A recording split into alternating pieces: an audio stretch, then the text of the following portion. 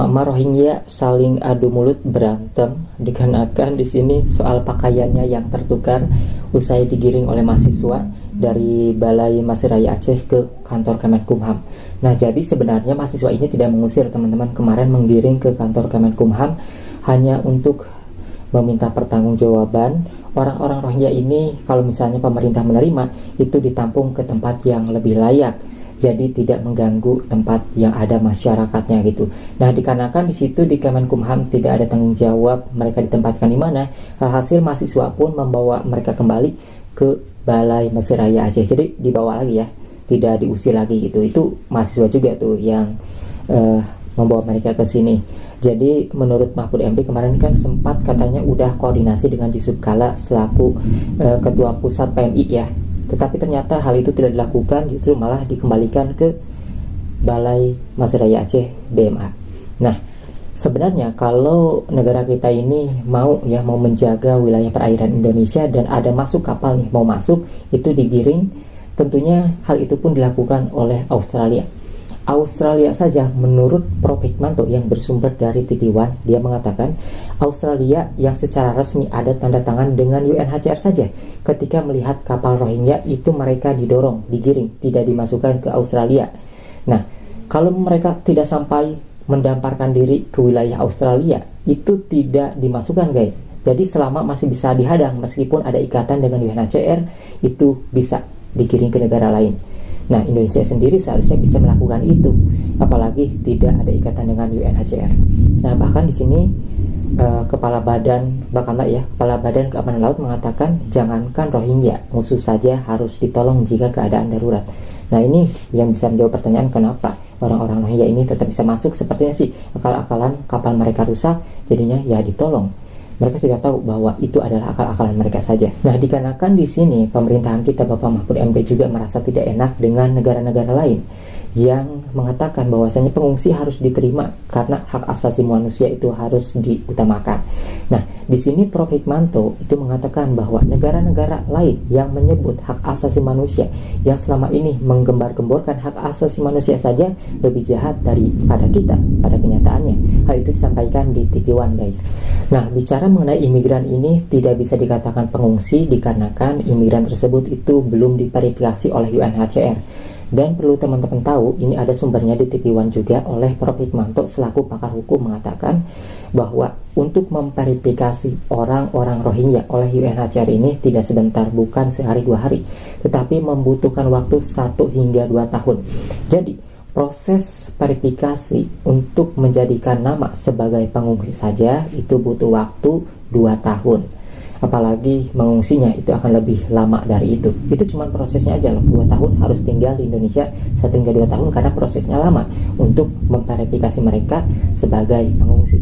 Nah, inilah ya pencerahan yang baru dikatakan oleh Prof. Hikmanto. Untuk lebih detailnya teman-teman bisa cek, ada di situ di TV One, sangat jelas. Jadi menurut saya sih Prof. Hikmanto ini salah satu orang yang bahkan satu-satunya itu berpihak kepada masyarakat, menolak Rohingya dan juga menolak UNHCR.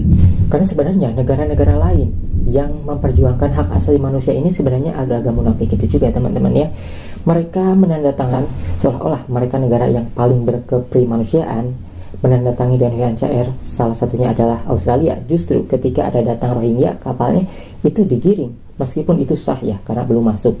Nah, tapi seperti itu kan ceritanya. Maka di sini bisa kita simpulkan bahwasanya ketika kapal belum masuk ke wilayah Indonesia, sekalipun kita ada tanda tangan dengan UNHCR, itu kita bisa menggiringnya ke negara lain, apalagi tidak ada tanda tangan sama sekali. Kenapa kita harus menerima?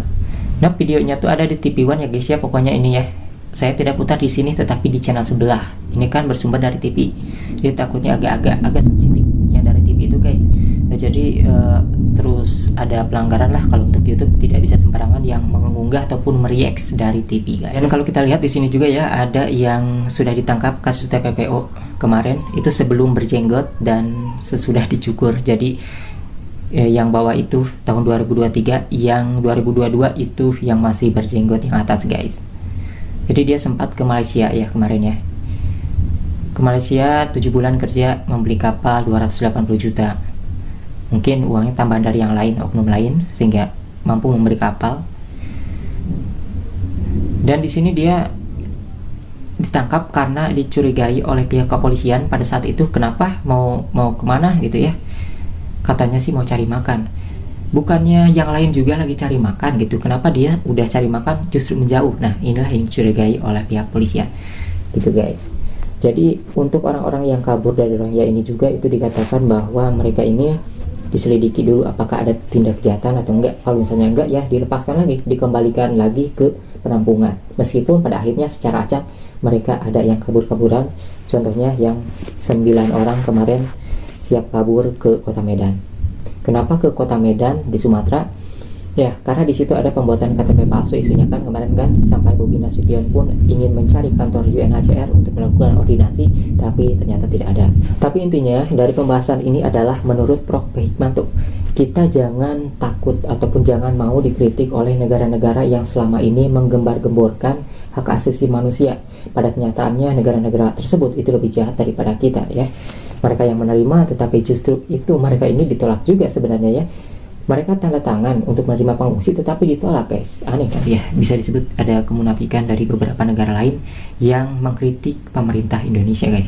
Tapi pemerintah Indonesia nampaknya perwakilannya kayak Mahfud MD itu tidak bisa membalikan kata-kata negara lain gitu ya, tidak bisa skakmat negara lain, padahal kita banyak alasan, mulai dari kasus TPPO, aksi kejahatan, kemudian mereka yang kabur-kabur dan dugaan-dugaan ada keterlibatan anggota lain. Ini kan harusnya bisa menjadi beberapa alasan kepada PBB sendiri kenapa kita tidak bisa menampung orang-orang imigran ini ya. Ini untuk dijadikan sebagai pengungsi itu butuh 2 tahun seperti yang kita katakan tadi, tapi itulah ya negara kita. Meskipun pendemo mahasiswa kemarin mereka tidak melakukan aksi demo lagi, tetapi KMPI kabarnya akan menurunkan 5.000 pemuda jika ini tidak ada respon yang tegas dari pihak pemerintah. Sebenarnya masyarakat ini yang berada di wilayah itu dari dulu juga tidak keberatan ya, selama orang tersebut itu ditempatkan di tempat yang layak dan tidak mengganggu masyarakat. Tetapi ini kan ditempatkan di wilayah-wilayah yang ada masyarakatnya sehingga terjadi bentrok seperti ini. Nah, pihak polisian juga mengatakan bahwasanya di sini bisa mengganggu terjadinya adanya bentrokan juga ya. Nanti kalau misalnya pemilu itu tidak akan bisa kondusif ataupun konsentrasi dikarenakan takut ada bentrokan dari mahasiswa ataupun orang-orang Aceh dan Rohingya ini guys. Itulah yang utama diantisipasi oleh Polda Aceh. Maka dari itu di sini Polda Aceh juga sudah mengirimkan surat, sebenarnya apakah sudah dibaca atau belumnya kita belum tahu ya, oleh pemerintah. Yang pasti jawabannya akan selalu seperti itu. Saya harap sih di sini Prof. Hikmanto yang memiliki ilmu soal hukum, tahu keimigrasian, soal pengungsi seperti ini, soal imigran seperti ini, aturannya itu harusnya dilibatkan juga agar mendapatkan pencerahan bahwasanya mereka ini bukan pengungsi.